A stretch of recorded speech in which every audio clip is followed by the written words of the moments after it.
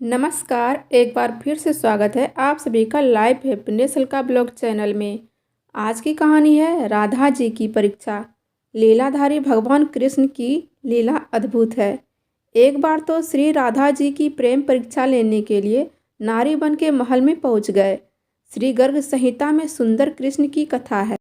शाम को श्री राधा जी अपने राज मंदिर के उपवन में सखियों संग टहल रही थी। तभी बगीचे के द्वार के पास मणि मंडप में एक अनजान पर बेहद सुंदर युवती को खड़े देखा। वह बेहद सुंदर थी। उसके चेहरे की चमक देख श्री राधा की सभी सखियां अचरज में रह गई थी।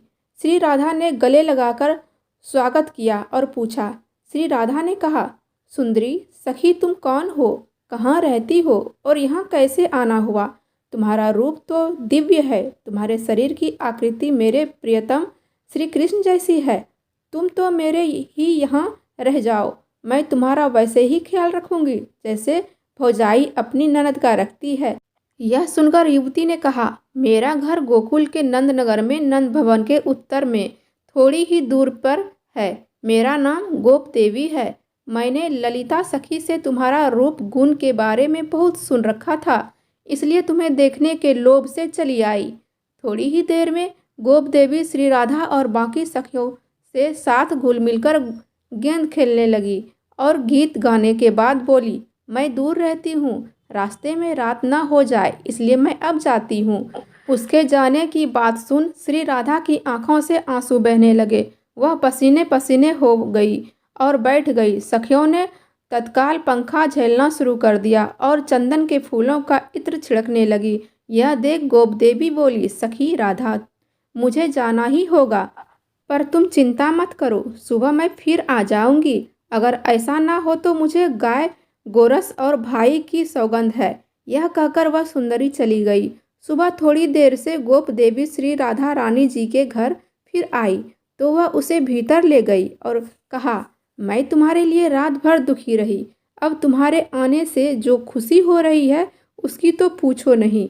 श्री राधा रानी की प्रेम भरी बातें सुनने के बावजूद जब गोप देवी ने कोई जवाब नहीं दिया और अनमनी बनी रही तो श्री राधा जी ने गोप देवी की इस खामोशी की वजह पूछी।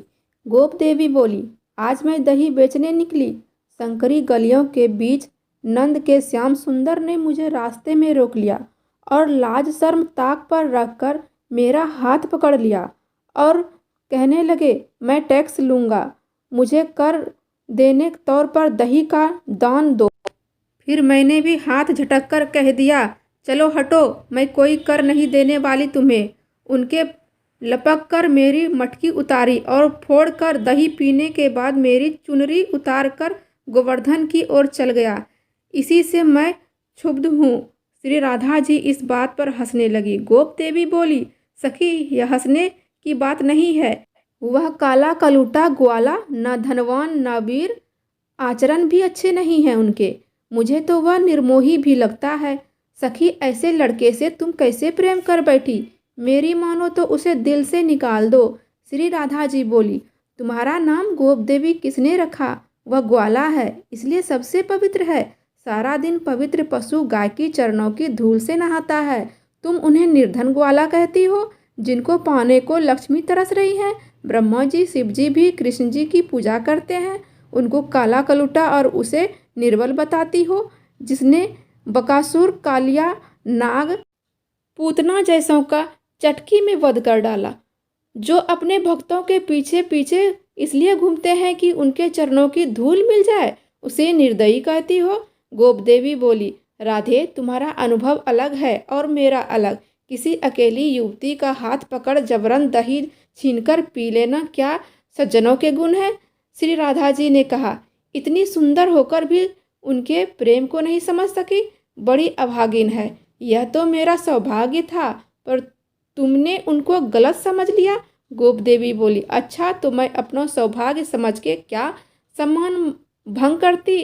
अब तो बात बढ़ गई थी। आखिर में गोप देवी बोली, अगर तुम्हारे बुलाने से श्री कृष्ण यहाँ आ जाते हैं तो मैं मान लूँगी कि तुम्हारा प्रेम सच्चा है और वह निर्दयी नहीं है। और यदि नहीं आए तो इस पर राधा रानी बोली, कि यदि नहीं आए तो मेरा सारा धन भवन तेरा।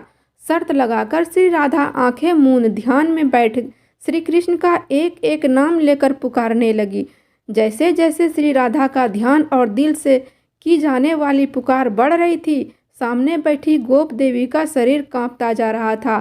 श्री राधा के चेहरे पर अब आंसुओं की छड़ी दिखने लगी। माया की सहायता से गोप देवी का रूप लिए भगवान श्री कृष्ण समझ गए कि प्रेम की ताकत के आगे अब यह माया नहीं चलने वाली है और मेरा यह रूप अब छूटने वाला है। वे रूप बदलकर श्री राधे राधे कहते प्रकट हो गए और बोले, राधा रानी आपने बुलाया, मैं भागता चला आ गया। श्री राधा जी चारों ओर देखने लगी तो श्री कृष्ण ने पूछा, अब किसको देख रही हैं? श्री राधा जी बोली, गोप देवी को बुलाओ। वह कहाँ गई? श्री कृष्ण बोले, जब मैं आ रहा था तो कोई जा रही थी। कौन थी? राधा जी ने उन्हें सारी बातें बताई शुरू की और श्री कृष्ण सुनने चले गए। मंद मंद मुस्कुराते हुए श्री कृष्ण ने कहा, आप बहुत भोली हैं, ऐसी नागिन को अपने पास मत आने दीजिए। तो दोस्तों, आज की ये छोटी सी कहानी आपको कैसी लगी? अगर अच्छी लगे तो लाइक, कमेंट, शेयर और सब्सक्राइब जरूर करिएगा। फिर मिलते हैं एक और नई कहानी के साथ। हर हर महादेव।